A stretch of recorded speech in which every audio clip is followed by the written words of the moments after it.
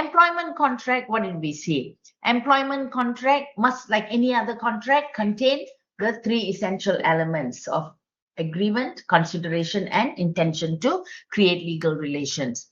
If there's any change to the employment contract, it must get the consent of both parties. If there is a new legislation, it will affect their contract as well. And then if there is a mobility clause is a term in the contract which gives the employer the right to move an employee from one location to another. And if there is a mobility clause, we saw in the case of United Bank Limited against ACTA, it must be exercised reasonably.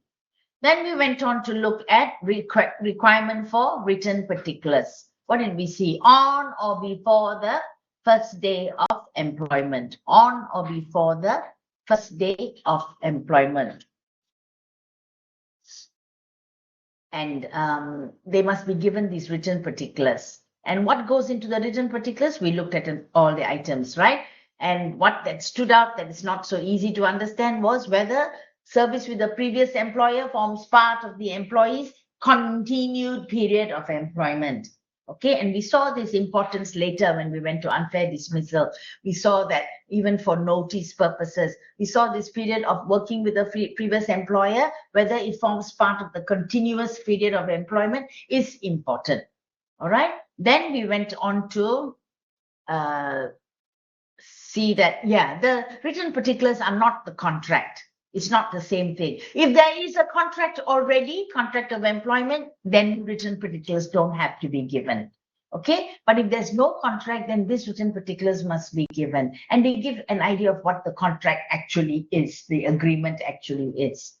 And if the employer fails to comply with these requirements, employee can apply to the employment tribunal for a declaration of what the terms should be. Then the tribunal may award compensation to an employee when they are claiming unfair dismissal if any of these written particulars are not complete. So as long as you don't have a contract, they become very important.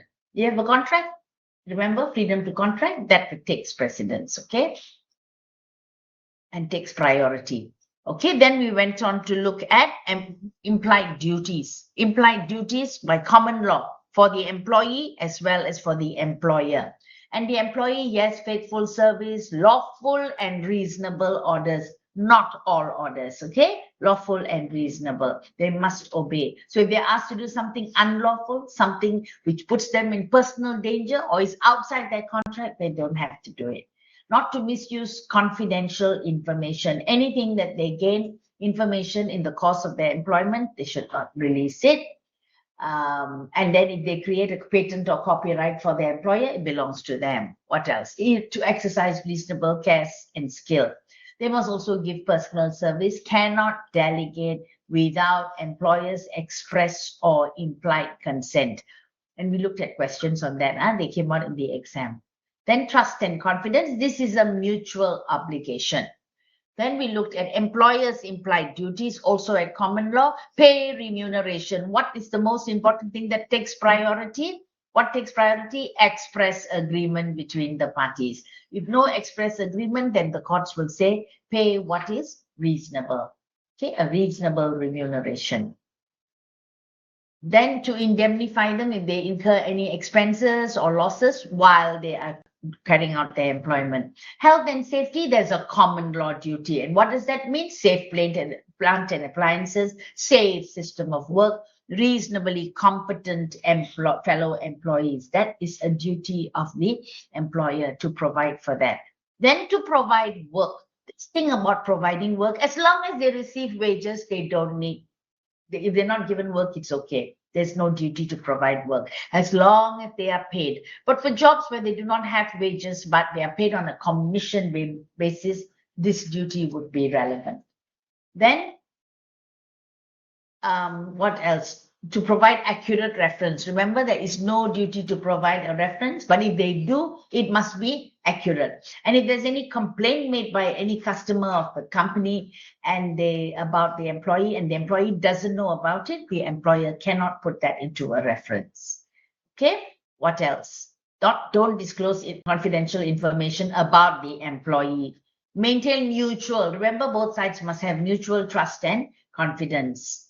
and to observe sustainability regulations. It is a duty of the employer, because you see, it reflects on what kind of employer they are. Are they conscious of the environment?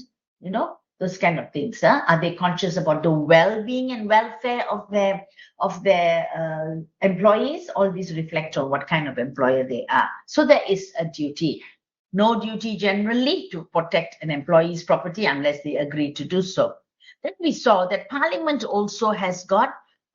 has got duties imposed as well. Okay, and what are they? Equal pay.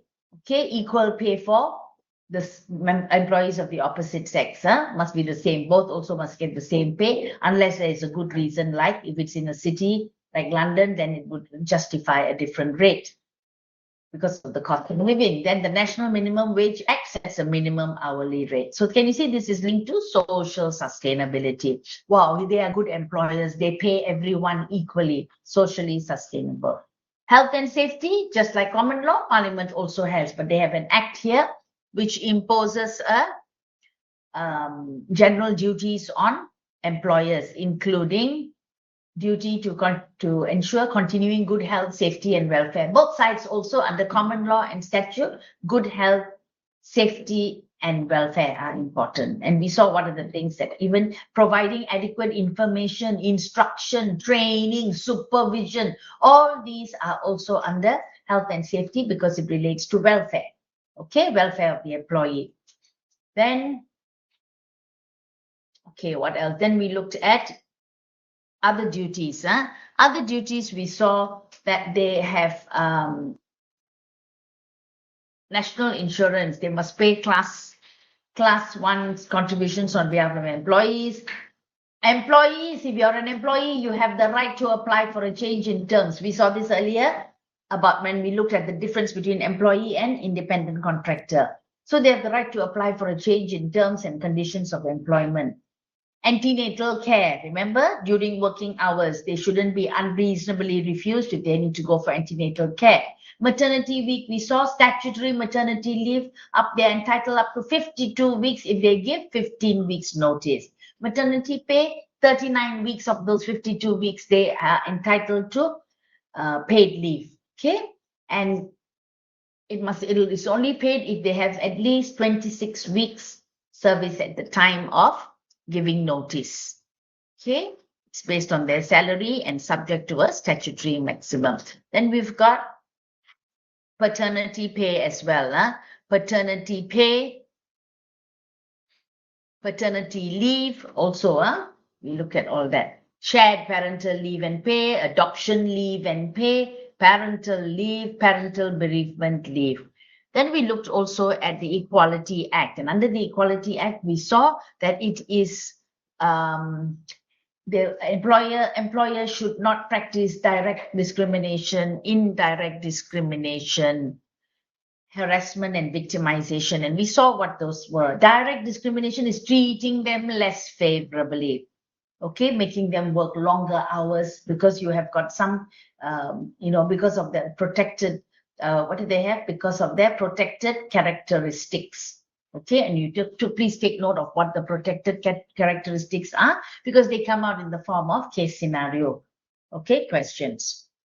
Age, disabilities on the grounds of their sex, which include sexual orientation or gender reassignment, race, religion or belief, marriage or civil partnership, correct? Pregnancy or maternity.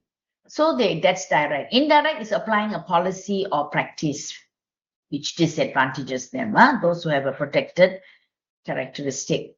Okay, because of their sex. You got that example in the second example, worked example, remember? It was on account of his sex, right? He was a male, but then the job itself, they had a legitimate proportionate means to meet a legitimate aim. They only needed counselors for women, right? So they didn't need a man. So even though it appeared to be indirect discrimination, but by not taking them in, it was okay because they used the objective justification test. All right, now then there's also harassment, any unwanted conduct because related to a protected characteristic, unwanted conduct. Okay, The first one, direct discrimination, is treating them less favorably. This one is any unwanted conduct like sexual harassment because of their gender. And then there is, or even if they are, oh, he's Jew, so we don't treat him well, that kind of thing. Then victimization is being treated badly because of performing a protected act. What is the protected act? We saw, right? Correct. Protected act would be if you bring an action against your employer, if you whistleblow, if you give evidence in connection with another action taken by a fellow employee, you give evidence. And if you're victimized for any of these things, okay, if you are treated badly for any of these, that amounts to victimization. You yourself could be bringing a case, you could be giving evidence on behalf of somebody, or it is likely that you would give evidence because you are a witness to the sexual harassment, for instance. So you are likely and you're treated badly because of that. It amounts to harassment. Okay?